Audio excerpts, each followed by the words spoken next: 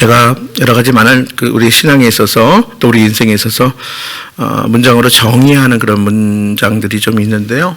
그 중에 대표적인 것들 하나가 뭐냐면 인생의 문제 없는 사람 없다는 거예요. 그리스도인도 마찬가지예요. 공동체에 문제 없는 공동체 없습니다. 교회 공동체도 마찬가지예요. 하나님 나라는 안 그렇겠죠, 그렇죠? 우리가 들어갈 그 나라. 근데 이 땅에 임한 하나님의 나라, 그렇죠? 우리가 하나님 나라의 개념을 크게 두 가지 우리가 꼭 염두에 두셔야 합니다. 이 땅의 삶을 다 마감하고 들어갈 그 나라. 우리가 이미 영생을 얻었죠. 예수 믿으면. 이 땅에 살아가는 동안에 우리가 영생을 소유한 자로 영생의 삶을 살아야 돼요. 누리며 살아야 됩니다. 마치 이 땅의 삶이 전부인 것처럼 사는 인생은 그리스도의 삶이 아니에요. 그래서 우리가 천국은 이 땅의 삶을 다 마감하고 들어갈 그 나라. 자, 또 하나가 있는데 예수님께서 말씀하신 너희 곁에 이 땅에 임한 하나님의 나라. 우리 사이에 우리 안에 임한 그 나라. 근데 이것은 뭐냐면 우리가 이루어갈 나라. 그렇죠?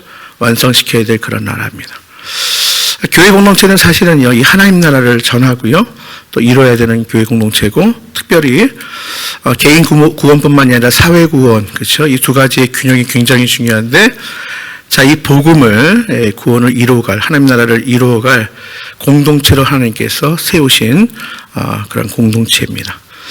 그래서 우리 사도행전 지난주일도 말씀을 드렸죠. 사도행전의 또 다른 별명이 뭐냐면 교회는 성령으로 말미암아 시작됐어요. 돌아오는 주일이 이제 성령 강림 주일이에요. 그래서 성령 행전이다.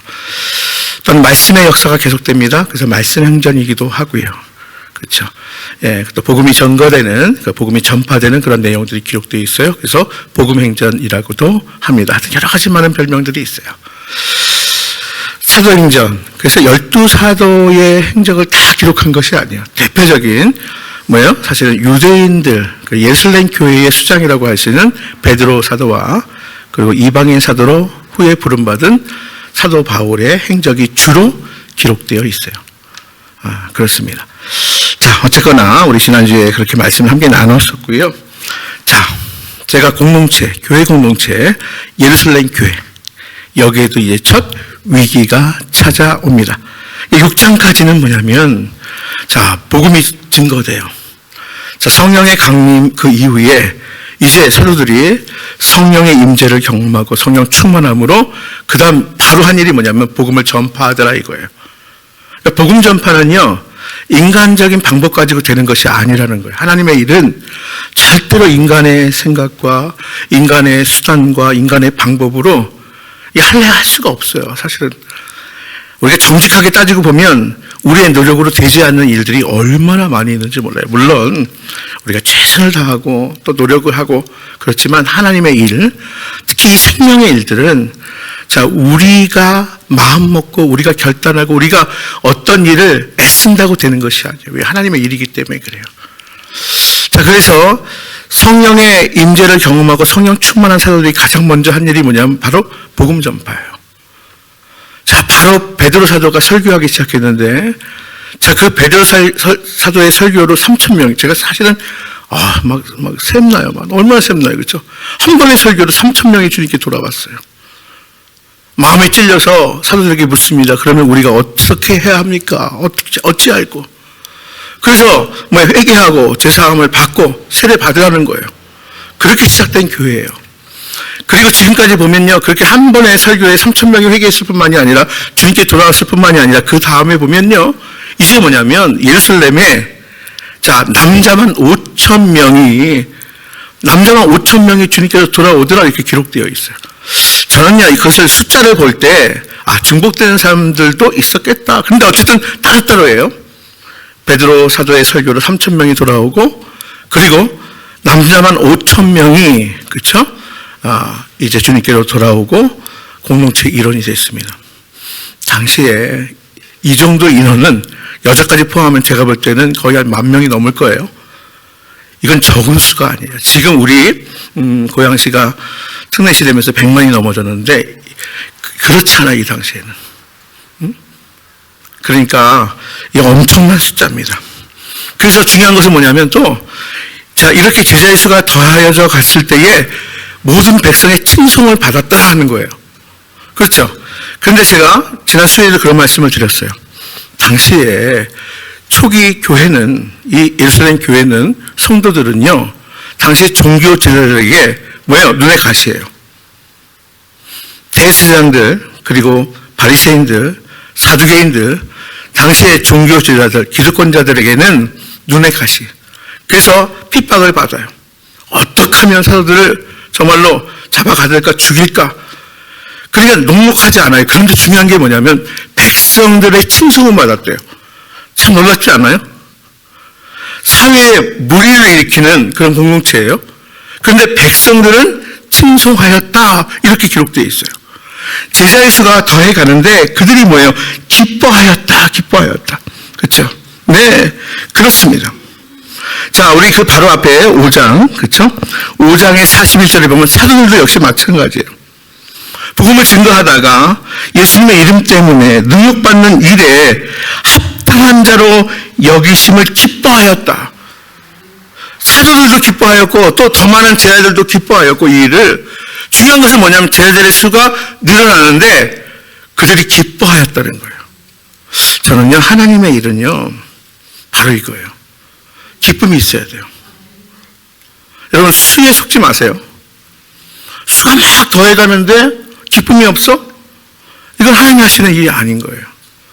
인위적인 방법, 인간적인 방법으로도 얼마든지 우리 여러분도 할 수 있을 거예요. 근데 뭔가 채워지지 않는 공허함이 있다든지 허전함이 있다든지. 근데 보세요. 당시에 핍박받고 환난받고 잡혀가고 매맞고 그러는데 그들이 바로 그것으로 인하여 능력받는 일, 그 예수의 이름 때문에 능력받는, 고난받는 그 일을 내가 기뻐하였다. 그렇게 모여든 사람들, 그럼에도 불구하고 모여든 사람들이 기뻐하였다는 거예요. 그리고 계속 복음은 증거됩니다. 사람이 막 얻어 증거돼요. 이게 복음의 능력이에요. 하나님의 일은 제가 하나님이 하신다고 그랬잖아요. 복음에는 그 자체의 능력이 있어요. 사람이 막아도요, 그렇죠? 옥에 가둬도요, 때려도요, 죽여도요, 하나님의 일이 일어나더라 이거예요. 복음이 증거되더라 이거예요.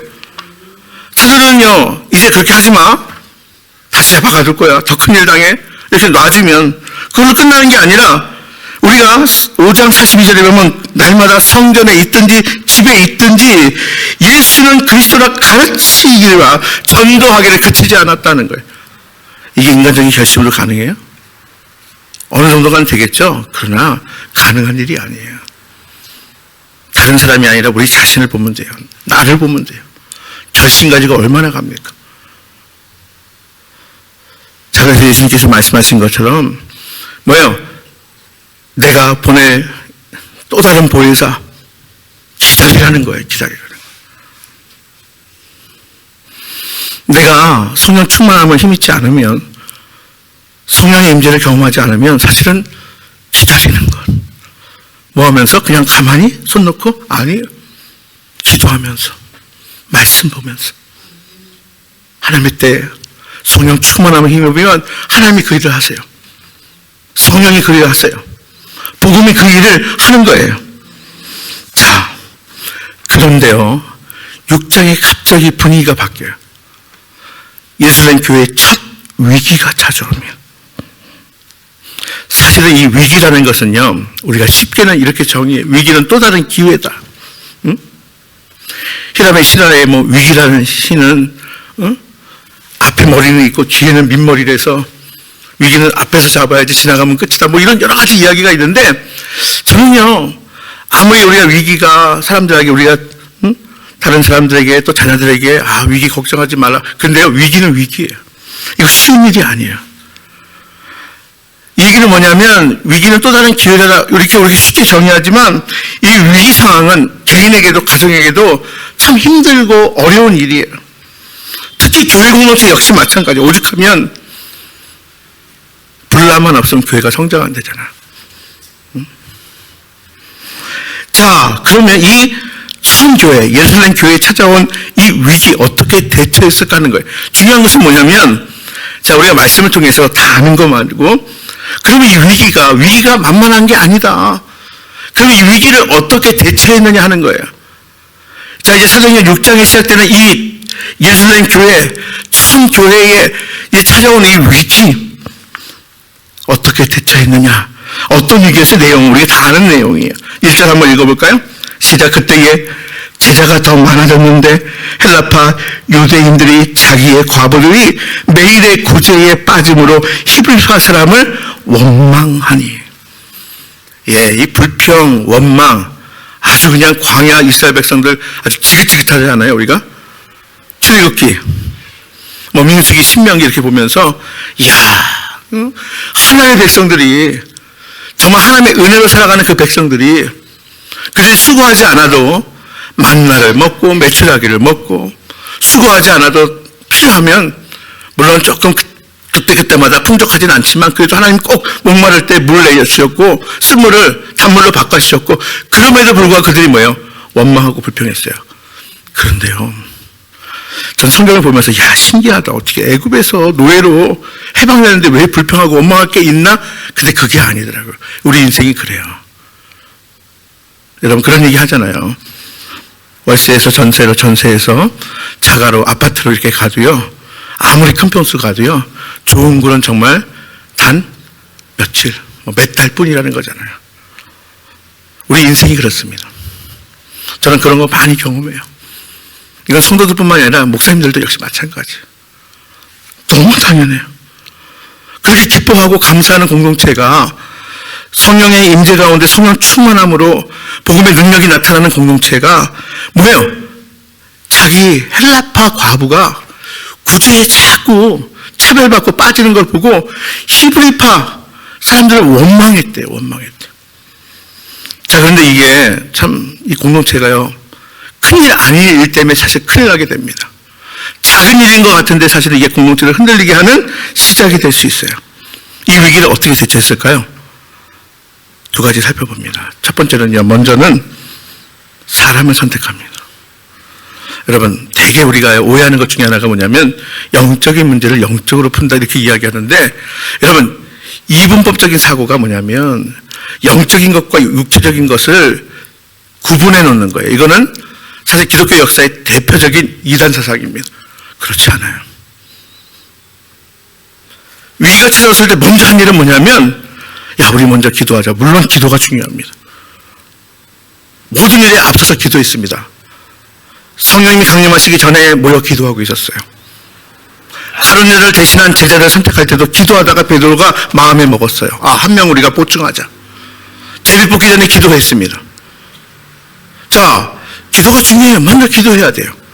자, 그런데요, 중요한 것이 뭐냐면 우리가 자, 이러한 일에 있어서도 기도 말고 또 해야 될 일이 있다는 거예요. 위기가 찾아왔을 때 사람을 통해서 위기를 해결했다는 거예요. 사람을 선택합니다.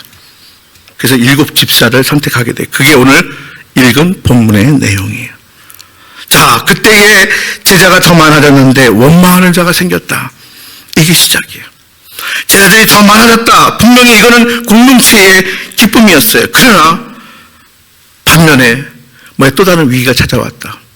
또 그러나 공동체는 기뻐하지만 말씀드린 대로 대제사장과 바리새인들과 서기관들은 그것 때문에 당황하고 오히려 뭐예요? 불편했어요. 못된 마음을 품게 되는 거예요. 그러니까 여러분 보세요.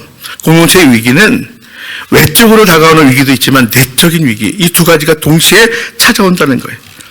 계속되는 복음 전파에 대한 핍박이 또한 위기가 다 또 나쁜 것은 아니에요. 자, 이런 핍박이나 환란이 오히려 복음 전파자에게는 복음 전파의 촉진대로 사용되어졌다는 거예요. 감옥에 갇히자 그들은 하나님의 역사를 경험하게 되었어요.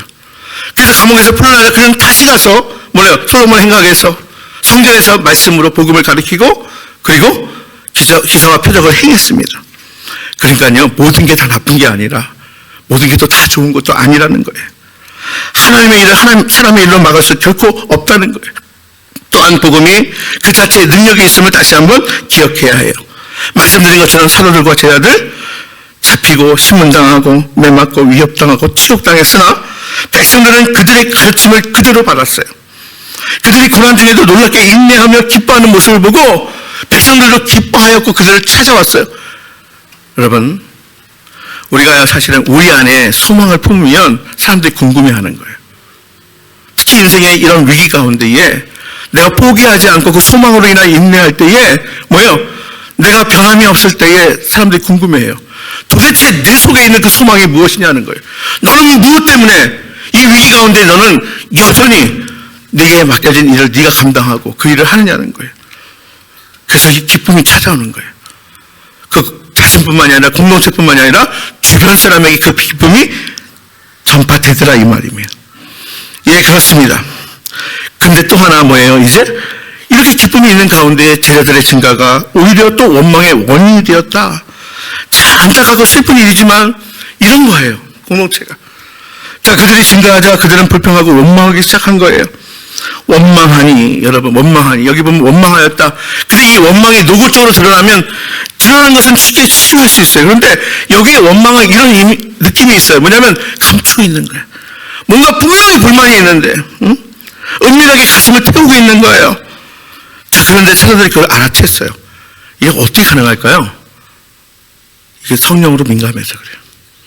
성령 충만함이란 이거예요. 어떤 신비적인 현상만이 아니라 민감한 거예요. 여러분, 예수님의 관심이 성령 충만한 사람에게는, 예수님의 영신 성령 충만하면 예수님의 관심이 그들의 관심이 되는 거예요. 은밀하게 마음속에 이런 원망들이 있는데 그것을 알아차렸어요. 이거 안 된다는 거예요. 크고 작은 문제들을 그래서 해결하게 되는 거예요. 자, 그런데 사도들이 놀라운 선택을 합니다. 이 문제를 그들이 해결하지 않아요. 문제 해결을 자신들이 하는 것이 아니라 이건 이래서는 안 된다. 사람을 뽑아야 되겠다는 거예요. 사람을 뽑아서 그 일을 맡기게 됩니다. 그런데 여기 보면 우리가 2절에 보면 뭐라고 나와 있냐면 2절 읽어볼까요? 12사도가 모든 제자를 불러 이르되 우리가 하나님의 말씀을 제쳐놓고 접대를 일삼는 것이 마땅하지 아니하다고 되어 있어요. 자, 쟤네들이 사람을 뽑는 거 너 일하세요. 이거 아니에요. 모든 제자를 불렀어요. 그러니까 12명의 사도를, 예수님의 제자였던 12명이 이제 12사도예요. 말고 더 많은 제자들이 있었어요. 예수님 공생의 기간에도 제자들이 있었다고요. 12제자 말고도. 자, 초대교회도 마찬가지예요. 12사도 외에 많은 제자들이 있었습니다. 그 모든 제자들을 불러서 제안하는 거예요. 그러니까 우리가 중요한 것은 뭐냐면 12사도들이 어떤 문제, 이런 심각한 위기를 다른 사람들, 다른 제자들을 빼고 결정하지 않았다는 거예요.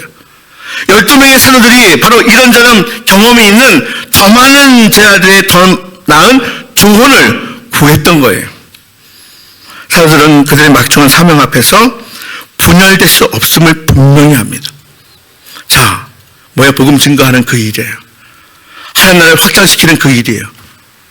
교회 공동체, 성령이 임하셔서 이제 세워진 교회 공동체가 해야 될 그 일, 여기에 분열될 수 없음을 분명히 합니다. 자, 그래서 사도들은 우리가 하나님 말씀을 제쳐놓고 접대, 즉 공개하는 일이에요.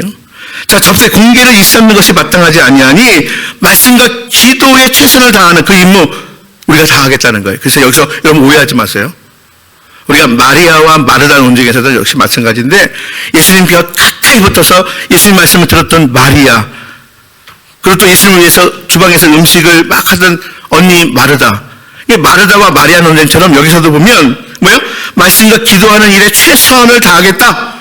이 공개하는 일, 접대하는 일은 이제 다른 사람에게 맡겨졌다. 이거는 뭐냐면 어떤 공동체 일에 있어서 중요하고 중요하지 않고의 문제가 아닙니다. 여러분 오해하지 마세요. 우리가 흔히 사실 공동체 가운데 이런 부분에 있어서 이게 중요한 일이 있고 중요하지 않은 일 그런 거 없어요. 예수님께서는 뭐라고 하냐면 교회를 사실은 우리가 성경에서도 보면 예수님의 몸된 지체라고 이야기했습니다. 부속품이 아니에요. 왜 지체라고 이야기했을까요? 갈아 끼울 수 없는 거예요. 몸을 이루는 지체는 그 지체로서의 역할 소중한 거예요. 우리가 오늘 찬양했잖아요. 보배롭고 존귀한 주의 자녀라는 거예요. 여러분, 그러나 뭐예요? 복음 사역에 있어서 뭐예요? 힘써 전력으로 해야 될 일이 있다는 거예요. 때에 따라서. 그들이 성령이 임하기 전에는 힘써 기도하는 일에 힘써야 하는 거예요. 그렇죠? 내가 기도하는 일에 힘쓰지 아니하고 뭔가 내가 하는 거, 그 사람의 일이 돼. 그러니까 기도하고 말씀에 내가 전력하겠다는 것은 뭐예요? 공개하는 일, 접대하는 일은 가벼워서가 아니라 뭐냐면 이게 맡겨진 일들이 있다는 거예요. 우리가 먼저 해야 될 본질이 있다는 거예요. 본질. 그래서 우리가 예배하지 않고 저는 봉사하는 거 사실 그렇게 하면 사고 납니다. 우리가 과거에 그래요. 막 주방에서 봉사하다 보니까 시간이 없잖아요. 그렇죠? 예배를 안 드리고 주방에 가 있는 거예요. 근데 제가 꼭 사고 나요. 꼭 사고 납니다. 나는 봉사가 너무 좋아해서 봉사가 중요하지 않다는 게 아니에요. 교회 역할이에요. 근데 예배하지 않고 그 일을 하다 보면 꼭 사고 납니다. 꼭 시험 듭니다. 영락 없어요. 여러분, 기도와 말씀에 이제 전무하겠다 하는 것은 뭐냐면 본질, 그 일, 사도들이 지금 해야 될 말씀을 가르치는 일, 말씀을 가르치기 위해서는 뭐예요? 그냥 인간적인 지식이요? 이성을 가지고요? 아니에요. 성령의 임재 경험했지만, 성령 충만함을 얻었지만, 성령 충만함은 계속 유지돼야 될.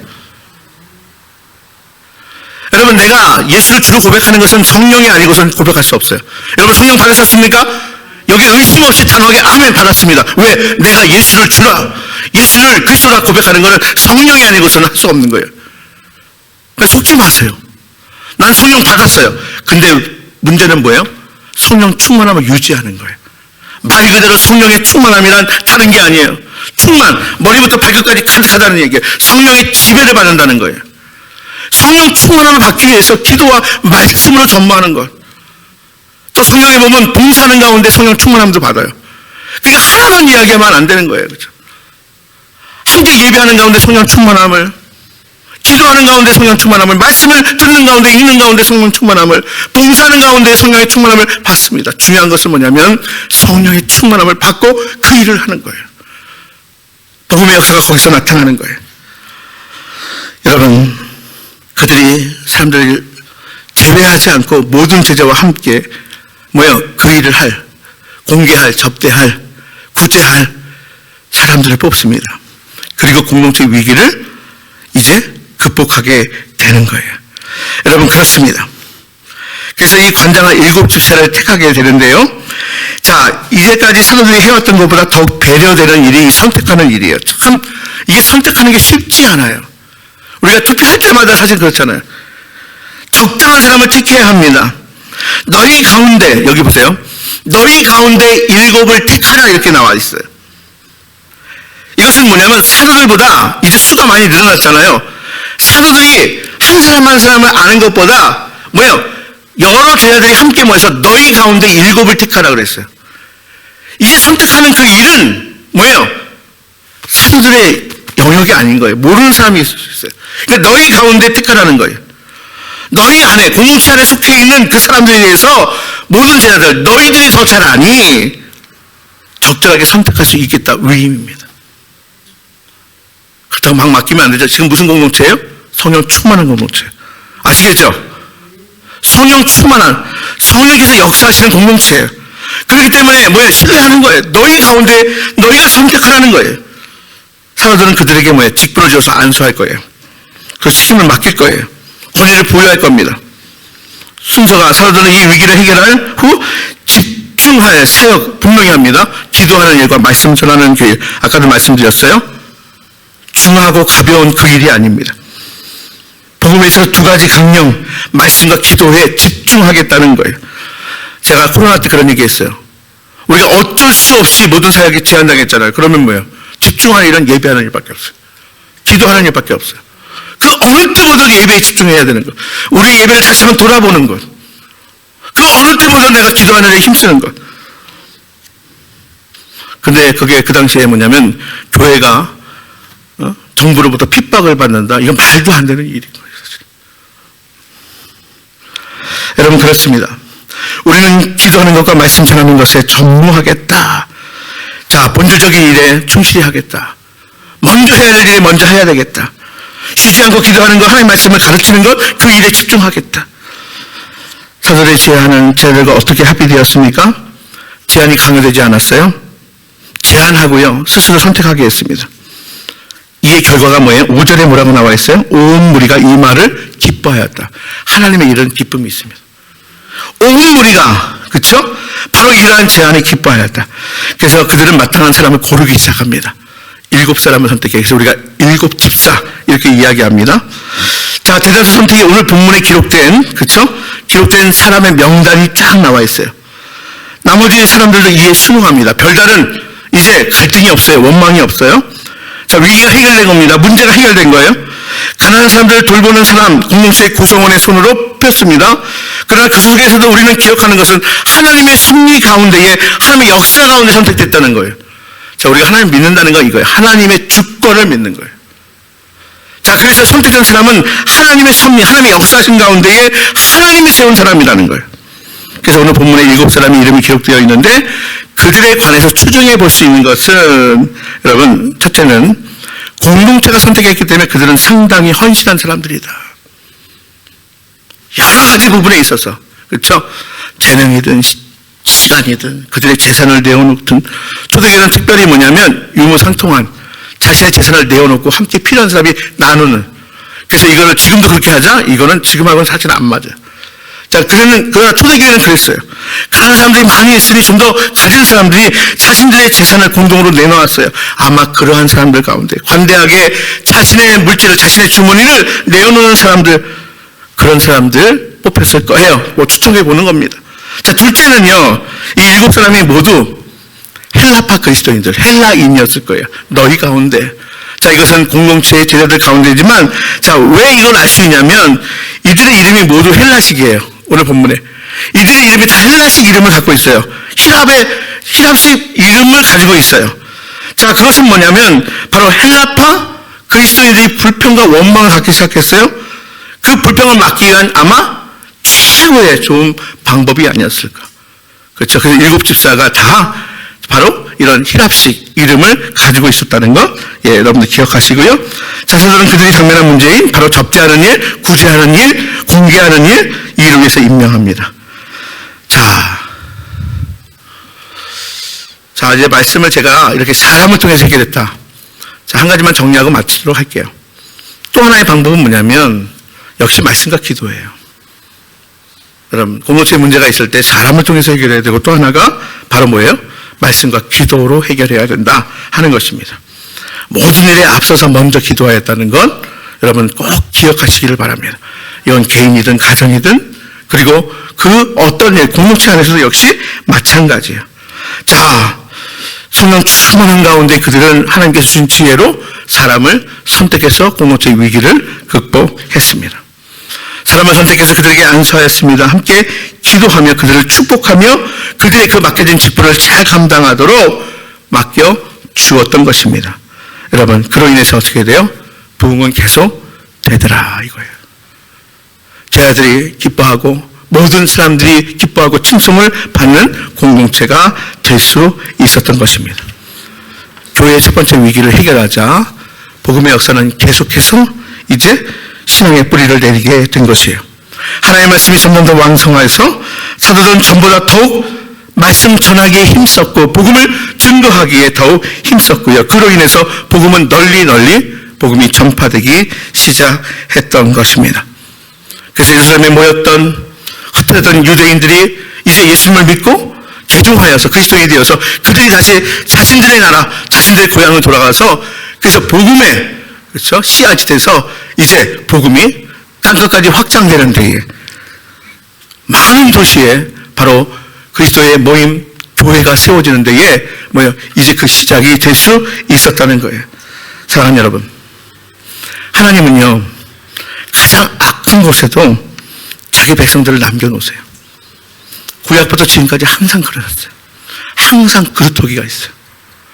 다 베어져서 없는 것 같아도요, 그릇토기 하나님 꼭 남겨놓습니다. 구약서부터 여러분들 신약까지 다 훑어보세요. 하나님의 일을 하나님이 하십니다. 가장 악한 곳, 가장 어두운 곳에도 하나님은 하나님의 백성들, 하나님의 사람들을 반드시 남겨놓습니다. 그래서 이제 허다한 제사장의 무리도 이 도에 복종하니라. 7절 말씀 하반절 보세요. 허다한 제사장의 무리도 이 도에 복종하니라. 사도행전의 역사를 보면 이제 로마 제국의 중심부에도 바로 이 도에 복종하는 사람들이 이제 세워지게 됩니다. 사랑하는 여러분, 제가 말씀드리고 싶은 것은 바로 그거예요. 복음의 능력이 있습니다. 하나님의 일을 하나님이 해 나가십니다. 기왕이면 우리가 쓰임받는 복된 성도들 다 될 수 있기를 주님의 이름으로 다시 한번 축복드립니다. 위기가 없습니까? 사람을 통해서 해결하십시오. 사람을 세우십시오. 위기가 있습니까? 본질에 충실하십시오. 기도와 말씀에 전무하였던 사도들의 모습이 곧 우리의 모습이 될 수 있기를 간절히 바랍니다.